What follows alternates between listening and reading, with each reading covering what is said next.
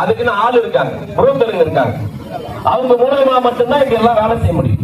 இந்த புரோக்கர் எல்லாம் எப்படி உருவாக்கப்பட்டாங்கன்னு கேட்டீங்கன்னா, அங்க வேலை செய்யக்கூடிய அதிகாரிகளாக தான் உருவாக்கப்பட்டாங்க. ஆட்டோ தொழிலாளர்களே கமிஷன் கேட்க முடியாது. அங்க இருக்கிற புரோக்கர் மூலம் தான் அந்த கமிஷன் எல்லாம் வாங்க முடியும். அதுக்குதான் இந்த புரோக்கர்கள் மூலியமாவே இவங்க வந்து வேலை செய்யறாங்க. நம்ம தொடர்ச்சியா சொல்லிட்டு இருக்கோம், புரோக்கர் மூலமா எந்த வேலையும் செய்யக்கூடாது. அதிகாரிகள் வந்து நேரடியா ஆட்டோ தொழிலாளியை அவங்க வர்ற வேலையை செஞ்சு கொடுக்கணும். காத்து முதல்ல என்னன்னா அதை காக்க வைக்க கூடாதுன்றத நம்மளுடைய முதல் கோரிக்கை. ஒரு தொழிலாளி ஒரு பிரச்சனைக்காக வரான்னா அதை காக்கணும். இப்ப இருக்கிற இன்னொரு பிரச்சனை பாத்தீங்கன்னா இ ஆட்டோ. இது இந்த பகுதியில முக்கியமான பிரச்சனையா இருக்கு. இ ஆட்டோவுக்கு எந்த நிபந்தனையும் கிடையாது. நம்ம பெட்ரோல் டீசல் கேஸ் வச்சிருக்கிற வாகனங்கள் ஓட்டக்கூடியவங்களுக்கு இப்ப இ ஆட்டோ வச்சிருக்கணும் வித்தியாசம் இருக்கு. நீங்க எல்லாம் வந்து ஒரு சாதாரணமா இப்ப விதிக்கப்படுகிற ஒரு 50 ரூபா 100 ரூபா ஃபைன் வாங்கினா கூட அந்த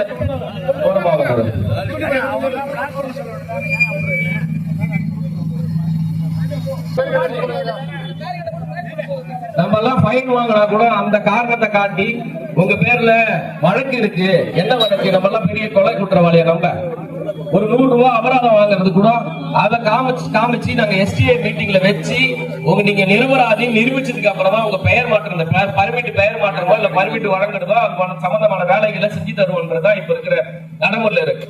ஆனா இ ஆட்டோக்கு ஏதாவது அப்படி இருக்கான்னு கேட்டீங்கன்னா கிடையாது. நேரம் போலாம், பணத்தை கட்டலாம், வண்டி எடுக்கலாம், யார் வேணா வரலாம். எப்பேற்பட்ட குற்றவாளியும் அந்த சமூகம் நம்மளை எப்படி எதுக்காக இந்த மாதிரி சொல்லி வச்சிருக்காங்க, ஆட்டோ தொழில ஓட்டுறது சமூக, அதாவது ஒரு குற்றவாளியா இருக்கக்கூடாது. நீங்க பொது போக்குவரத்துல இருக்கிறீங்க, ஒரு குற்றவாளிய நாங்க வந்து அரசு அனுமதிக்க கூடாதுன்றதுக்கு தானே வச்சிருக்கேன். இ ஆட்டோக்கு அப்படி ஏதாவது நிபந்தனை இருக்கா?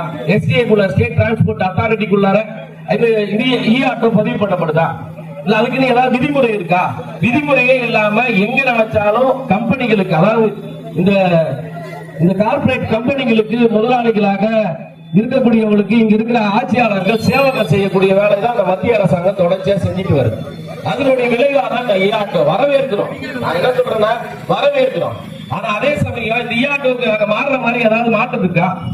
நாங்க போயிட்டு இந்த இ ஆட்டோ வைக்கிறோம்னா இதை எளிமையான விலையில கிடைக்காது. இப்ப நீங்க அந்த வண்டி விலை பாருங்க, 4 லட்சம் ரூபாய் 5 லட்சம் ரூபாய். நம்மளால நினைச்சா கூட மாத்திட்டு அதை வாங்க முடியாது. அரசு ஏதாவது அதுக்கான மானியம் செஞ்சு நல்ல விஷயத்தை கொண்டு வரணும்னு வச்சுங்க, புகை இல்ல, பொல்யூஷன் இல்ல, அதுக்காக பாதுகாக்கப்படுறேன்னு வச்சுங்க. அப்ப நான் போய் வாங்குற மாதிரி ஒரு இது இருக்கணும்ல, நான் எளிமையாக்கணும். இல்ல அரசு ஏதாவது 1 லட்சம் ரூபாய் 2 லட்சம் ரூபாய் மானியம் கொடுக்கா? கிடையாது. நீ இந்த இடத்துல தான் இருக்கணும், முடிஞ்சா வாங்கிக்கோ.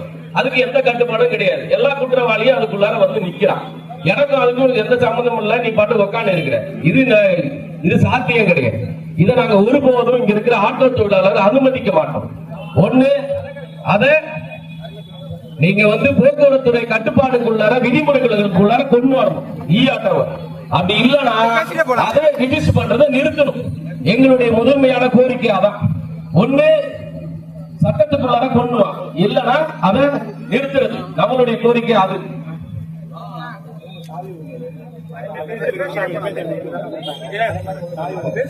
தொடர்களே சாமி ஏதோ மிஸ் ஆயிருந்தா பாருங்க, இருக்குங்க.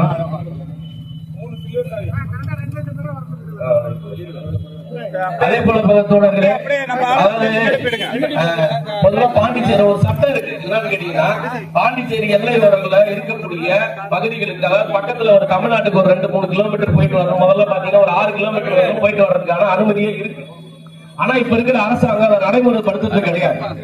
அதனுடைய விளைவா இப்ப பாண்டிச்சேரி அதே போல பாத்தீங்கன்னா தமிழ்நாட்டுல இருந்து புதுச்சேரிக்கு வந்து போகக்கூடியதுக்கான அனுமதி கொடுக்குது.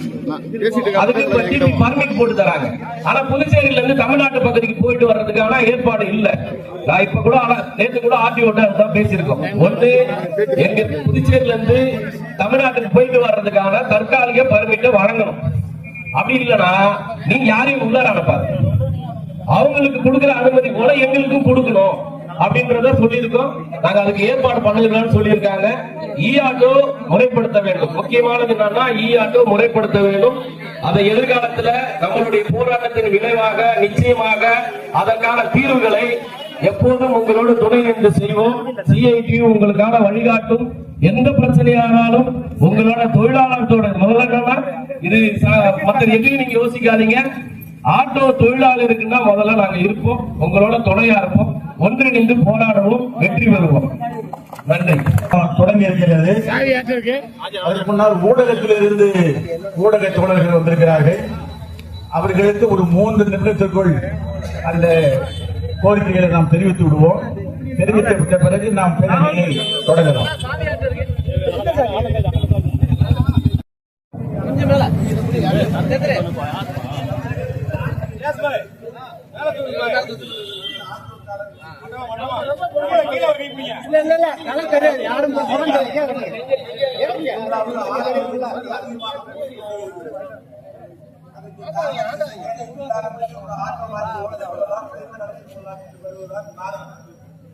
ஆனால் மக்கள் தொகையை மீறி நாட்டுகளை போக்குவரத்து இழப்பது மட்டுமில்லாமல் ஏற்கனவே ஆட்டோவில் பணிபுரிந்து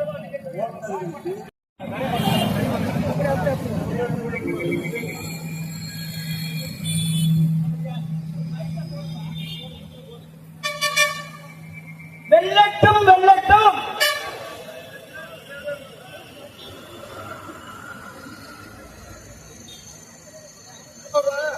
ஹலோ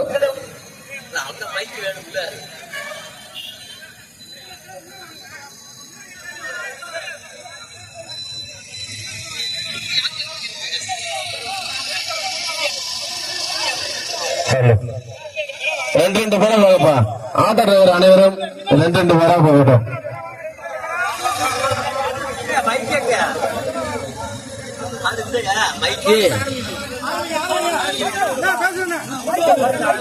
வெள்ளட்டும் வெள்ளட்டும் காக்கி சட்டை போராட்டங்கள் வெள்ளட்டும் வெள்ளட்டும் போராட்டம் இல்லாமல் யாராட்டமும் செல்லாது.